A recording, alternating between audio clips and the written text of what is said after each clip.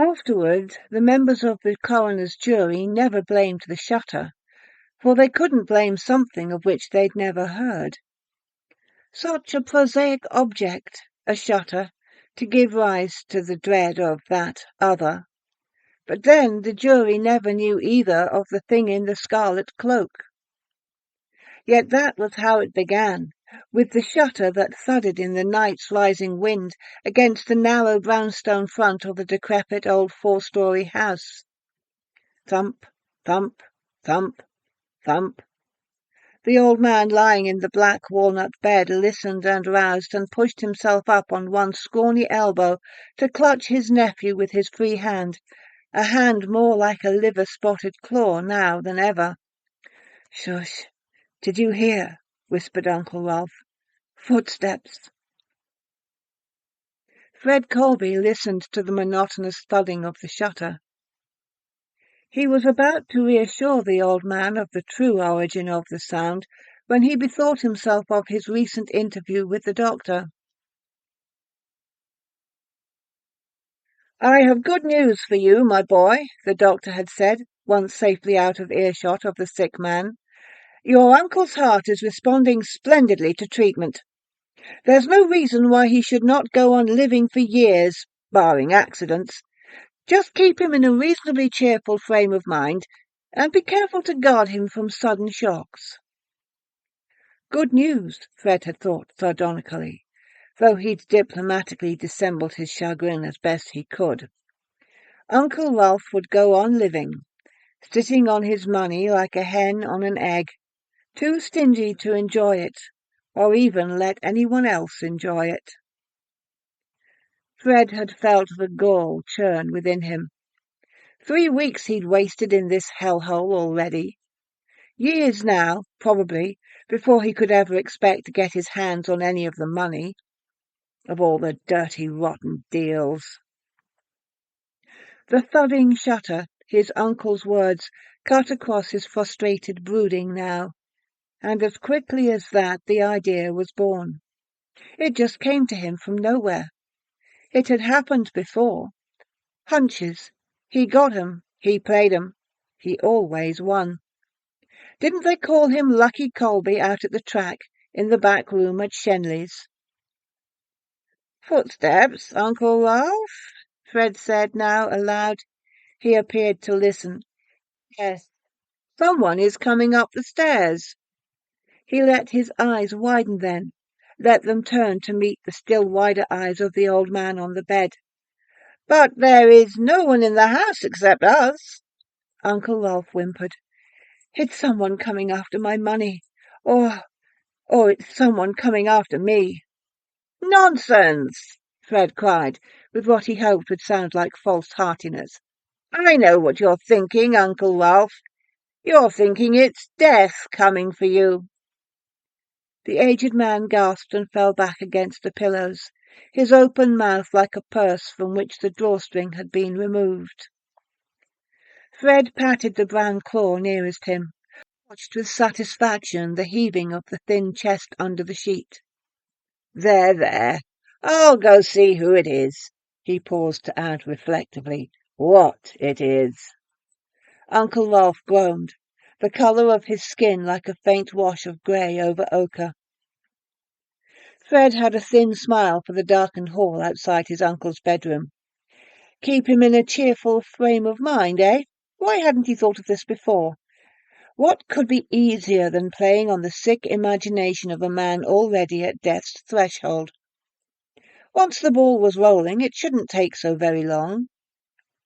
Fred listened and nodded approvingly.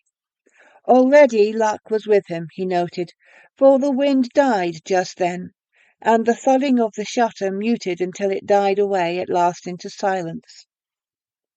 He waited a moment before re-entering the bedroom.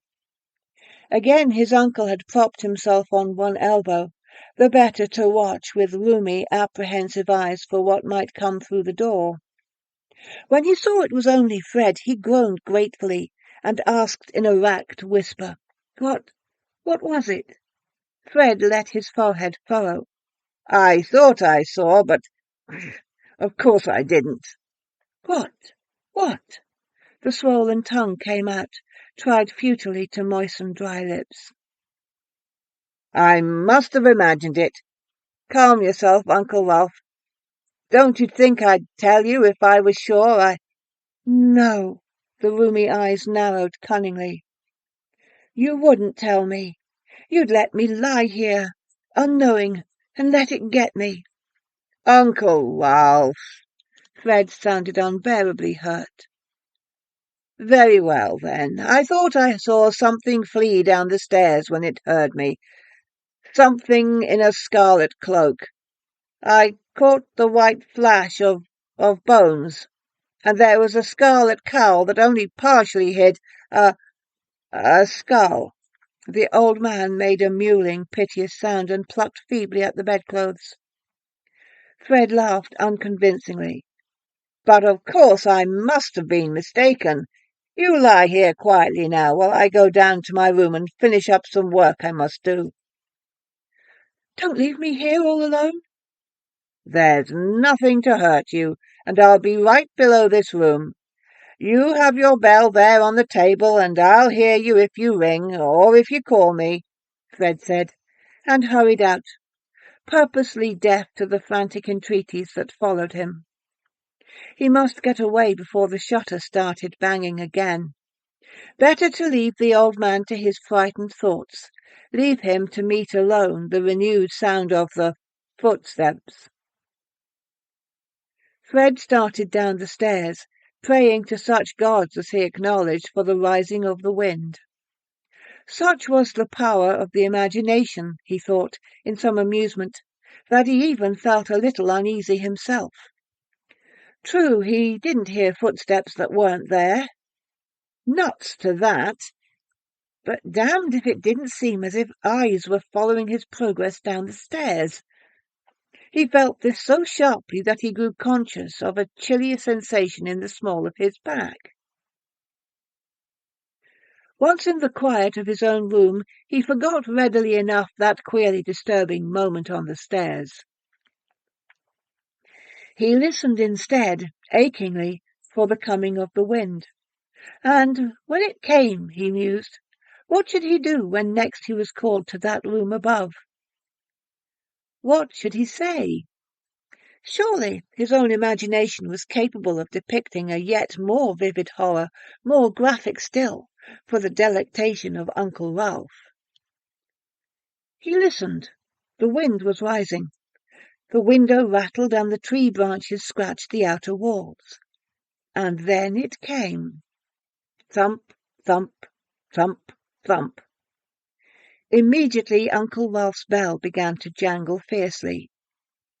Fred grinned and lolled at his ease, hands clasped behind his head. Let the old boy stew in his own juice yet a while. "Fred! Fred! Fred!" Fred cocked his head. He could hear a muttering now coming faintly down the stairs. An unintelligible jargon. Good. Uncle Ralph was gibbering to himself. It was several moments before a faint wail came again for Fred. He rose at last and started leisurely up the stairs, but near the top he broke into a run. "Uncle Ralph, what is it? I was in the bathroom and—" He stopped on the threshold of the bedroom. His uncle had managed somehow to get out of bed alone, to walk or crawl or drag himself halfway to the door before collapsing where he lay on the floor. Fred hastened to him, lifted the stertorously breathing body, slapped the putty-coloured face until the faded blue eyes opened to stare blindly, already lost in a semi-coma. "Go, Fred," his uncle panted. The voice came so faintly Fred had to bend an ear nearly to the grey lips. "Money in box, under bed. But don't wait. Go. It was here. The thing. In Scarlet. It loves you. It told me so. It wants me to die so it can be alone. With you." The thin body shuddered as if from a racing motor within. Then it was still. Fred stared down, unbelieving. It couldn't have happened so quickly. He couldn't have succeeded so well. Uncle Ralph couldn't be dead.